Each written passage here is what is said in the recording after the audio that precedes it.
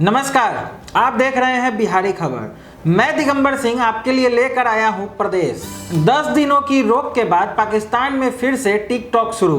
Abu Dhabi का wicket बल्लेबाजी के लिए आदर्श नहीं था, स्टीव स्मिथ। पहले चरण में 9.1 मिलियन लोगों को वैक्सीन उपलब्ध कराएगा इंडोनेशिया। अफगानिस्तान के जलरेज में बम धमाका, 5 लोगों की मौत। स्विट्जरलैंड सशस्त्र बलों के अध्यक्ष कोरोना संक्रमित। अब खबरें विस्तार से। 10 दिनों की रोक के बाद पाकिस्तान में फिर से टिकटॉक शुरू।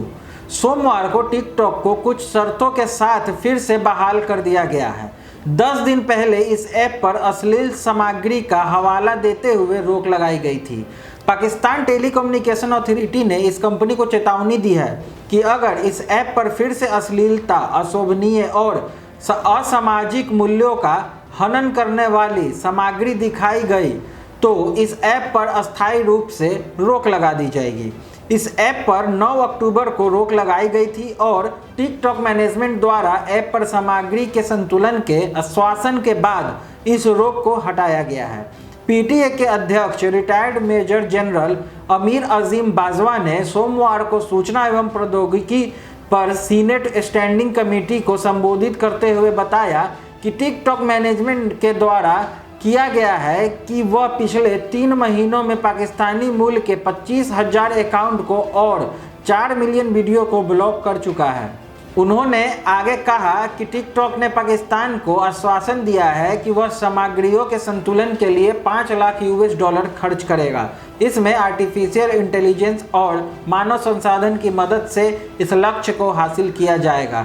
इस बीच पाकिस्तान में टिकटॉक से हटने के बाद टिकटॉक ने आधिकारिक बयान जारी कर इस बात की तारीफ की है। अबू धाबी का विकेट बल्लेबाजी के लिए आदर्श नहीं था, Steve Smith. Chennai super Kings पर मिली 7 विकेट से जीत के बाद राजस्थान रॉयल्स के कप्तान स्टीव स्मिथ ने कहा कि अबू धाबी का विकेट बल्लेबाजी के लिए आदर्श नहीं था। सीएसके पर मिली जीत के बाद स्टीव स्मिथ की अगुवाई वाली राजस्थान इंडियन प्रीमियर लीग अंक तालिका में 10 मैचों से 8 अंकों के साथ 5वें स्थान पर आ गई है, जबकि सीएसके अब केवल 6 अंकों के साथ सबसे नीचे है। राजस्थान रॉयल्स ने 126 रन का पीछा करते हुए 15 गेंदें शेष रहते 7 विकेट से जीत दर्ज की। जोस बटलर ने 70 रनों की मैच विजयी पारी खेली, जबकि कप्तान स्टीव स्मिथ ने 26 रनों की नाबाद पारी खेली। मैच के बाद स्मिथ ने कहा, शारजहां यहां से थोड़ा अलग है। यहां का विकेट बल्लेबाजी के लिए उतना अच्छा नहीं है जितना शारजहां का है। मुझे अच्छा लगा कि हमने पावर प्ले में अच्छी गेंदबाजी की। स्पिनरों ने अच्छी गूगल और लंबाई से गेंद फेंकी, जिससे हम दबाव बनाने में कामयाब रहे। तेवतिया और श्रेयस हमारे लिए सनसनीखेज रहे हैं। उन्होंने जोस बटलर की तारीफ करते हुए ये भी कहा कि बटलर ने मुझ पर दबाव नहीं बनने दिया। उसने वैसे ही बल्लेबाजी की जैसा वह आमतौर पर करता है। वह हमेशा एक अच्छा स्ट्राइक रेट बनाए रखता है। बता दें कि राजस्थान की टीम एक समय केवल 28 रन पर 3 विकेट गंवाकर संघर्ष कर रही थी, लेकिन इसके बाद बटलर और स्मिथ ने 98 रनों की नाबाद साझेदारी कर टीम को न सिर्फ मुसीबत से निकाला बल्कि जीत भी दिला दी। दीपक चाहर सीएसके के सबसे सफल गेंदबाज रहे। उन्होंने अपने 4 ओवरों में 18 रन देकर 2 विकेट लिया। पहले चरण में 9.1 मिलियन लोगों को वैक्सीन उपलब्ध कराएगा इंडोनेशिया। इंडोनेशिया नवंबर से दिसंबर 2020 तक पहले चरण में 9.1 मिलियन लोगों को वैक्सीन उपलब्ध कराएगा। स्वास्थ्य मंत्रालय के disease control and prevention director general Achmad Yurianto ने जानकारी दी है कि पहले चरण में उन लोगों को वैक्सीन उपलब्ध कराई जाएगी जिन्हें कोरोना संक्रमण का अधिक खतरा है।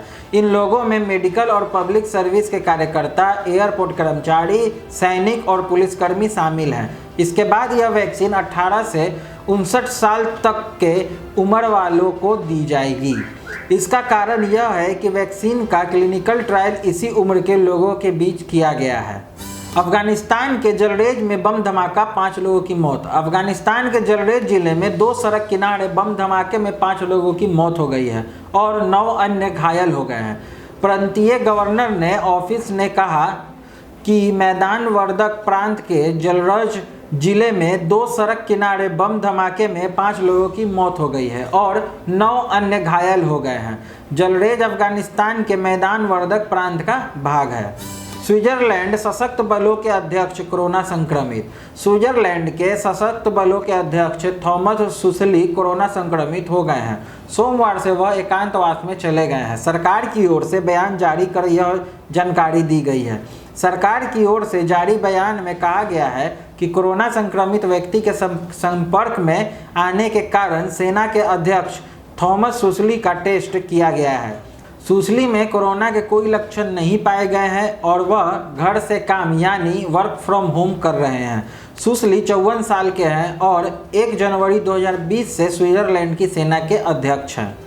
आगे की और प्रदेश की खबरों के लिए बिहारी खबर के फेसबुक पेज और यूट्यूब चैनल को लाइक, शेयर और सब्सक्राइब करना ना भूलें। धन्यवाद।